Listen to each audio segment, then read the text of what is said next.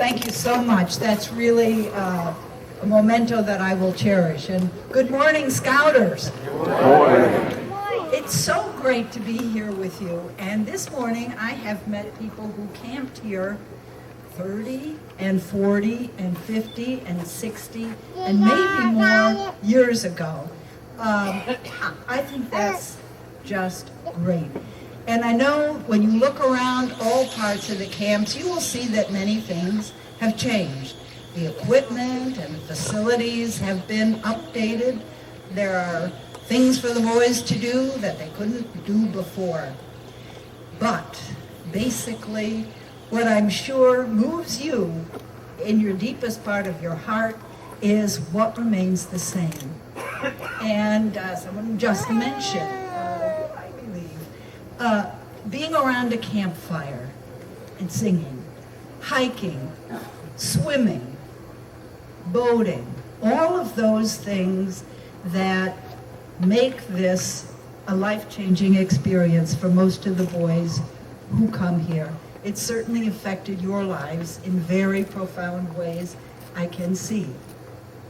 We spend quite a lot of money, as much as we can, keeping the camp in good shape and trying to make it the most wonderful experience for boys possible. To get them out of the hot summer in the city and to enjoy being around nature.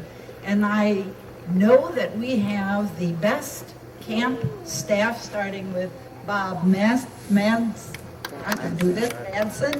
and Sean Quinn, this particular camp's director. We are proud of them all, and let's hear it for what they do.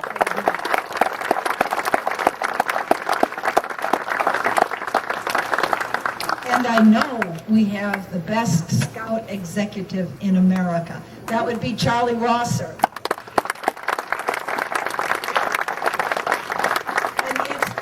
A great pleasure to work with him every day. We are excited. New units, new boys, additional boys coming into scouting, more at camp. It's all just thrilling to be a part of it. I think that one of the best indicators of any organization or program is how people who have participated in the past feel about that organization. Do they feel loyalty? Do they feel it was important in their life?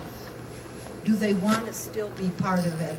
And obviously, for all of you and for so many more, the answer is a resounding yes. For 100 years, we've been making boys better citizens and having them have experience that are constructive and that are fun. It's a very special thing we do. And I know that many of you are a part of scouting today. You put together and shepherd on a day-to-day basis this wonderful museum. You are troop masters. You come up and help clean up the camp, and you send money. For all of those things, I am so grateful to you. I can't say enough. So what I will say is enjoy this day of reminiscing, and I hope you have many happy memories from today to add to the memory bank. Thank you so much.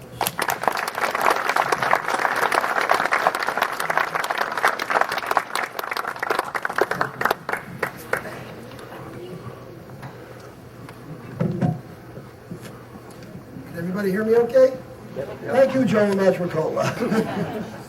By the way, just a couple of quick comments. The flags will be corrected at the end of the ceremony. The reason they can't go to the top is the ropes were put the other way. There's like a little hook to put an additional flag, and the way they were raised. So that'll be fixed by the end of the ceremony. Jane, it's good that it's at half staff. You know, we lost 18 soldiers yesterday in the helicopter crash. Okay. And then there is something to come. I would also just on Alaire's remarks want to mention that I know, because I've been here since 1956, that we have in 10 Mile River today one of the best staffs. Now, I'm in Kiowa, And I see that Andrew Nem is there. Just raise your hand, Andrew, the director of Camp Kiowa. Kiowa is great. Kiowa is absolutely spectacular this year. I see that right next to him is the perennial TMR, the consummate director, Sal Panamoni from Aquahonga, and that's really great. And, do we have the Roniqua director here? I don't know. Okay, there's the director. I said your name and they all got mad at me when they said it. It's Zach.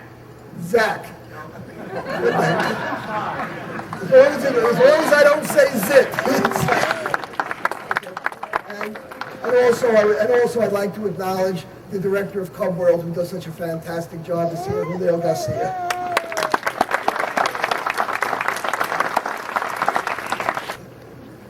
I'm just a volunteer, but I have been around to many scout camps, swapping patches, swapping stories, different types of conferences.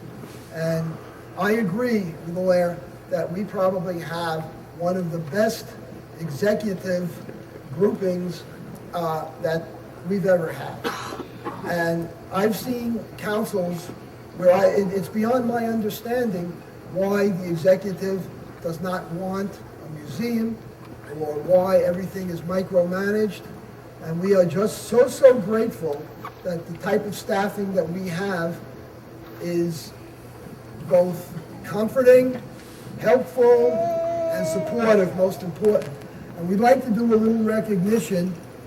These are medallions. On one side, it has 10 Mile River Scout Camps, which are the traditional Indian cliffs. On the other side, it has our latest project, our latest acquisition, which is the original Katoki cabin, that Cayuga Katoki cabin that you'll hear more about. First of all, I would like to honor our Scout executive, Mr. Charles Rosser.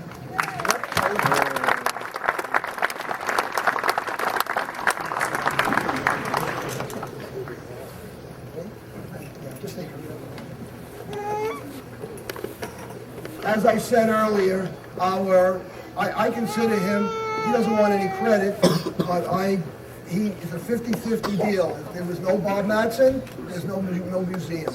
So in his role in 1997, the year we founded the museum, as the director of TMR, and now in his role as the director of camping, what a guy. Bob?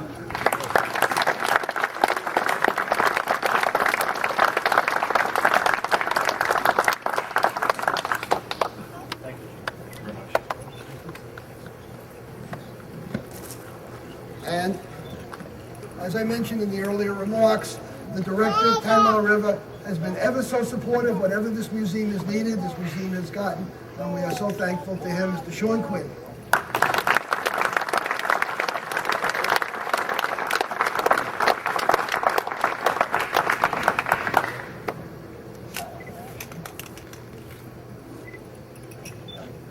Okay, that's our executive staff, very supportive. And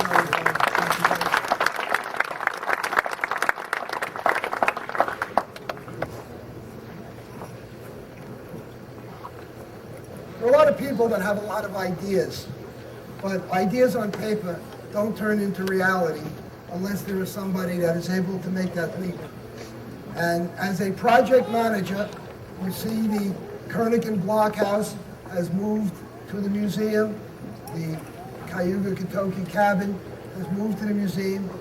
Without the guiding hand and leadership of what I want to call our project manager, there is no way that these things would have happened, because the coordination and getting the volunteers is every bit as important.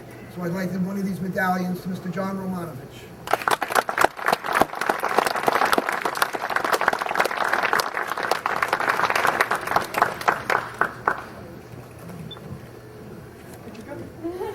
The cheese stands alone. The answer is you're not a professional anymore. Oh, I see. At this point, I'm going to turn it over to John, who has some additional medallion recognitions. Okay. Well, morning, everybody. Morning. Thank you. Welcome again to another Alumni Day at 10 Mile River. I have a few shout outs to give. First want to give a shout out to our new president, President Townsend, who is our President Townsend is the chief volunteer for Greater New York Councils. To which she's also recognized in the nation as organizing and implementing the scouting program in the New York City area. A tremendous responsibility. Thank you. Scout Executive Roster, getting the reputation as a camp saver. Pouch, off the docket.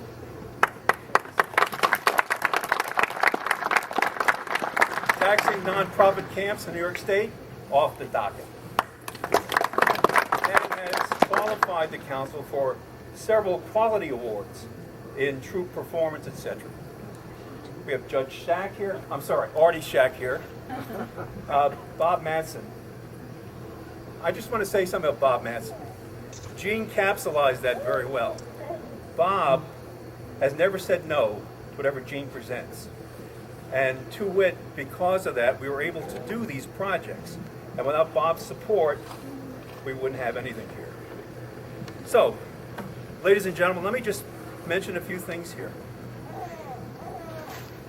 Well, today at the TMR River Scout Museum, we dedicate the newest member of growing attractions to the museum compound. Let me introduce you to the idea that the TMR River Scout Museum is an educational tool. The museum has a charter not only to research, document, and preserve the history of the camp, but also to preserve significant structures that have meaning to the camp, interested parties, and great men and women who have experienced the camp and its origins. Boy Scouts of America was granted a congressional charter in 1960, now codified as 36 USC Chapter 309. Right, Artie? You say so. That charter states the following purpose: to promote through organization and cooperation with other agencies the ability of boys to do things for themselves and others, to train them in scoutcraft, and to educate them in patriotism, courage, and self-reliance, kindred of values, using methods as developed by the Boy Scouts of America.